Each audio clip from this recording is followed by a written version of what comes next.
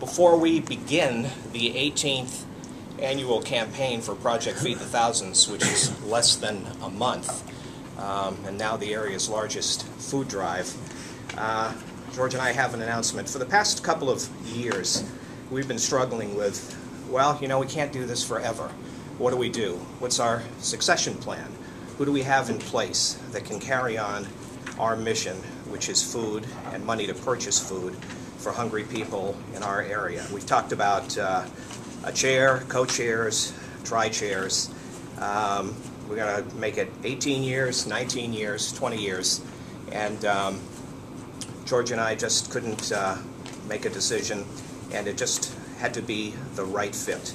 And again, the right fit meaning this isn't about George and I. It's about the mission, which is food and money for hungry people in our area. And it's got to be people with a passion for that, who are known in the community, respected, have the zeal to do what amounts to a lot of work with not a lot of administrative support. 100% of the food and money that we raise each year goes to hungry people, pure and simple. And it just happened to work that in recent months, George and I found the two perfect people. And so we're announcing today that we're going to retire as the co-chairs of Project Feed the Thousands. We will always be co-founders, and we will be in an advisory capacity. But we're going to turn the baton over to two, I think, of the finest people that we could find to carry on this mission. And that is Jeff Morse, who's the CEO of River Valley Credit Union, and Kelly Corbeil, who's the president and general manager of WTSA Radio. George is going to tell you why this is such a perfect fit and why we've made the decision to step back and turn this over to new leadership and go on to greater heights. Yeah, thank you, Larry. It has been a struggle the last few years in terms of the magnitude of the need versus the ability to provide. And in some ways, that's always been the case, even from year one. Each year, we raise more food, collect more dollars, the need is greater. But in the past several years, since I've retired from the bank and Larry isn't getting any younger, and I'm getting older too, and as the campaign continued to grow, and the need continued to get greater, more resources are needed. And I think that's the bottom line. More resources are needed. More energy, younger people, more involvement on the part of the community. And, we've gone back and forth. Last year we started the process, and then Larry said, well, I want to stay on for 20 years. And I acquiesced and said, okay. But then as this year developed, as Larry said, we felt we had two perfect individuals to carry on and take the reins and to be co-chairs. Now, some may ask, well, why are these the two perfect individuals? From Larry and our perspective, number one and first and foremost, their outlook, their mindset, their number one priority is about feeding hungry people.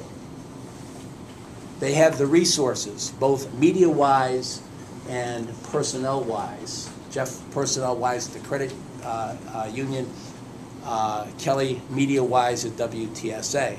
Doesn't mean that other radio stations or other media outlets or other organizations couldn't fulfill that role.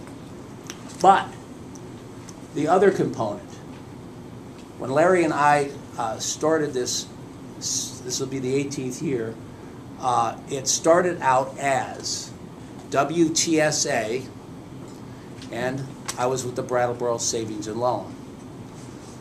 The need to carry on the tradition with somebody who's been there from the very beginning was a critical mass, a critical point in our decision-making process. WTSA, Kelly Corbeil, perfect fit. Some may say, well, why River Valley Credit Union? Very simple. When we started this 17, 18 years ago, Jeff Morse was with me at the Brattleboro Savings and Loan, the Chief Financial Officer, and Jeff's been involved from day one with every campaign. You can't get more history than that. That is absolutely essential for carrying on. Now, we're hoping that, as you all know, in the past several years, we've tried to develop a business plan and had some success on it. There's like 16 components of the business plan just for the Brattleboro area. There's could far reach out to the other food shelves. But it's difficult because those 16 components require chairs, committee members, lots of effort.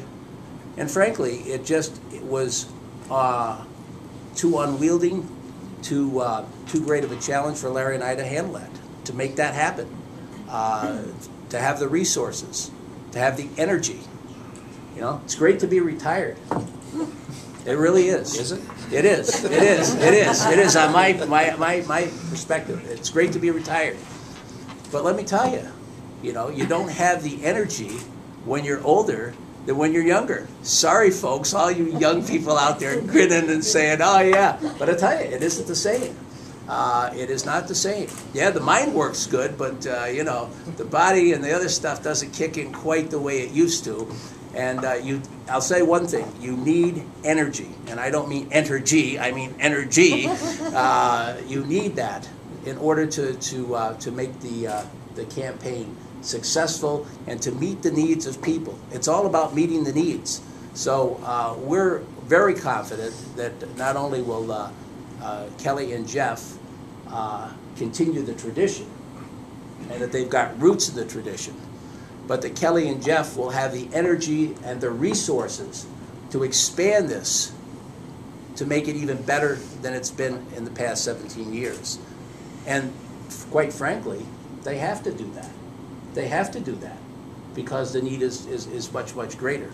I know Melinda Busno, I'm sure, will speak at some point during this morning. She'll tell you how great the need is this year versus last year. It isn't going down, it's all going up. And that's why we needed to make the change. Now, as Larry mentioned, we're gonna, you know, we're not riding off into the sunset. You know, we're not singing sayonara. We are going to be involved. In fact, we're always going to be co-founders. For the foreseeable future, we'll probably always be on whatever committee or structure that Jeff and Kelly have. This year, we're going to be advisory co-chairs. And what that really means is that we're going to still have input, and that Kelly and Jeff are going to do all the work as they take the leadership roles. But yeah, we're still going to be involved. Larry, other thoughts? Well, and then we'll open it for questions. Just going back over 17 years, and George told you how we started this project as a community effort between the bank and the radio station. But in that first year, without knowing anything other than we needed to get food and money, we filled a half a tractor-trailer truck of non-perishable food and raised $1,700 in cash.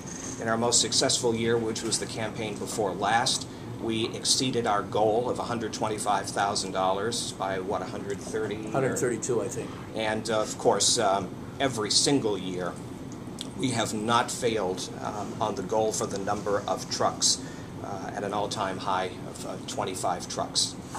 Over the past 17 years, George did the figures. I never added it up. And, again, it's never been about us, but it's been about what we've been able to accomplish with all of you and the community. We have filled 250 tractor-trailer trucks with non-perishable food, raised over $1 million in cash, and that amounts to 625,000 bags of groceries that we've collected for hungry people in our area. The first year, George and I called this project Feed the 1,000 because there was 1,000 hungry people in Brattleboro and surrounding communities. It was very obvious in the second year it was more than that, and this year I believe it's 12,000.